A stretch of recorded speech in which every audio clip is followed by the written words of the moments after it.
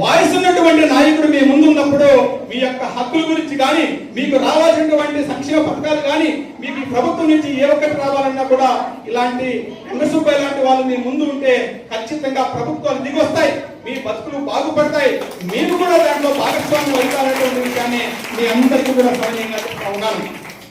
మరీ ముఖ్యంగా ఇక్కడ ఒక విషయం చెప్పాలి. గతంలో ఏదైతే ఈ ఎస్టీ సామాజిక వర్గంలో ఉన్నటువంటి మన మైదాన ప్రాంతంలో ఉన్నటువంటి గిరిజనుల్లో ఒక చెంచు మాత్రమే పీవీటీజీ గ్రూప్ లో ఉన్నటువంటి మాట వాస్తవం.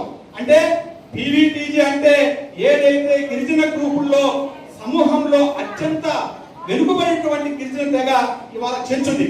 కానీ దానికి సమానంగా మూలాలు ఉన్నటువంటి తెగ ఏదైనా ఉందంటే ఖచ్చితంగా యానాది కులం.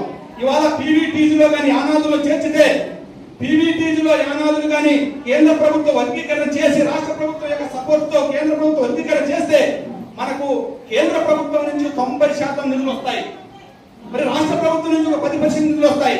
మనకు ఐటీడీఏలో డైరెక్ట్ గా ట్రాన్స్పరెంట్ గా మనకు నిధులు వచ్చే పరిస్థితి ఉంటే మనం ఆర్థికంగా, సామాజికంగా కూడా రాజకీయంగా ముందుకెళ్లే పరిస్థితి ఉంటుంది. కాబట్టి మనము ఖచ్చితంగా రాబోయే రోజుల్లో ప్రభుత్వాలు మెడ వచ్చి మనం పీవీటీజీలోకి మనం చేర్చే ప్రక్రియకు శ్రీకారం చుట్టాల్సిన బాధ్యత పల్నాడు నుంచే ఉందని సందర్భంగా మనం చేసుకుంటా ఉన్నాము.